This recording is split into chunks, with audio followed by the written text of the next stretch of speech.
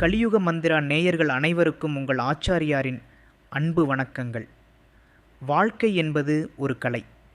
அந்த வாழ்க்கையில் இல்லறம் என்பது மிக முக்கியமான ஒரு பகுதி. ஆனால் இன்றைய காலகட்டத்தில் பல குடும்பங்கள் சிதறிப்போவதற்கு காரணம் என்ன தெரியுமா? தம்பதிகளுக்குள் இருக்க வேண்டிய அந்த ஈர்ப்பு சக்தி குறைவதுதான். நம் முன்னோர்கள் நமக்கு விட்டு சென்ற கலைகளில் மிகவும் இரகசியமானதும் அதீத வீரியமிக்கதுமான ஒரு பூஜைதான் வசீகரண பூஜை.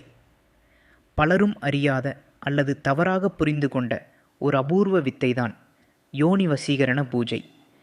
பிரிந்த தம்பதிகள் ஒன்று சேரவும் தாம்பத்திய உறவில் விரிசல் ஏற்படாமல் இருக்கவும் இந்த பூஜையை எவ்வாறு ஒரு வரப்பிரசாதமாக அமைகிறது என்பதை பற்றி இன்று மிக விரிவாக பார்க்கப் போகிறோம்.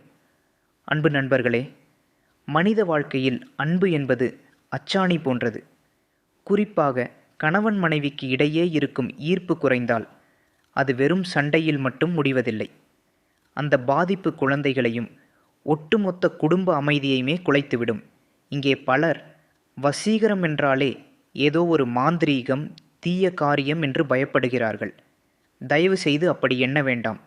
யோனி வசீகரம் என்பது பெண்மையின் ஆதி ஆற்றலை ஈர்க்கும் மற்றும் முறைப்படுத்தும் ஒரு புனிதமான தாந்திரீக முறை. ஒரு ஆண் தனது துணையை முழுமையாக நேசிக்கவும் அவர்களின் உறவில் அந்நியோன்யம் பெருகவும் ஒருவரை ஒருவர் புரிந்து கொண்டு வாழவும் இந்த பூஜை பயன்படுகிறது.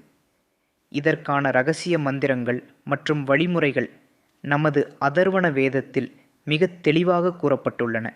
இது வெறும் உடல் ரீதியானது மட்டுமல்ல, இது ஒரு ஆத்மார்த்தமான ஈர்ப்பு முறை. இந்த பூஜையை எப்போது செய்ய வேண்டும்? எப்போது செய்தால் அதிக பலன் கிடைக்கும்? இதை அமாவாசை அல்லது செவ்வாய்க்கிழமை தினங்களில் தொடங்குவது மிகச் சிறந்தது. ஏனெனில் இந்த நாட்களில் பிரபஞ்சத்தின் ஈர்ப்பு சக்தி அதிகமாக இருக்கும். இந்த பூஜையை செய்யும்போது மிக முக்கியமானது சங்கல்பம். அதாவது உங்கள் மனதில் துவாய எண்ணத்தோடு உங்கள் துணை உங்களுடன் இணைந்து வாழ வேண்டும் என்ற உறுதியான வேண்டுதலோடு தொடங்க வேண்டும்.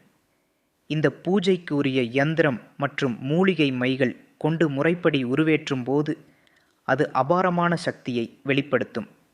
அன்பர்களே, ஒரு மிக முக்கியமான விஷயம். இந்த இரகசிய பூஜையை நான் உங்களுக்கு சொல்வதன் நோக்கம் சிதறிய குடும்பங்கள் ஒன்று சேர வேண்டும் என்பதுதான். நினைவில் கொள்ளுங்கள், இதை தவறான நோக்கத்திற்காகவோ பிறருடைய வாழ்க்கையை தரம் தாழ்த்தவோ அல்லது ஒருவரின் சுதந்திரத்தை பறிக்கவோ பயன்படுத்தினால் அதன் விளைவுகள் மிக விபரீதமாக இருக்கும். கத்தியை ஆக்கப்பூர்வமாகவும் பயன்படுத்தலாம், அழிவிற்கும் பயன்படுத்தலாம். எனவே முறையான ஒரு குருவின் வழிகாட்டுதல் இன்றி அரைவேக்காட்டுத்தனமாக செய்யாதீர்கள். குருவின் ஆசி இருந்தால் மட்டுமே இந்த பூஜை முழுமையான பலனை தரும்.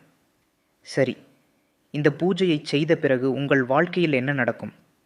1. கருத்து வேறுபாடுகள் நீங்கும். தேவையற்ற வாக்குவாதங்கள் மறைந்து ஒருவரை ஒருவர் விட்டு கொடுத்து போகும் குணம் வரும். 2. பேச்சிற்கு மதிப்பு.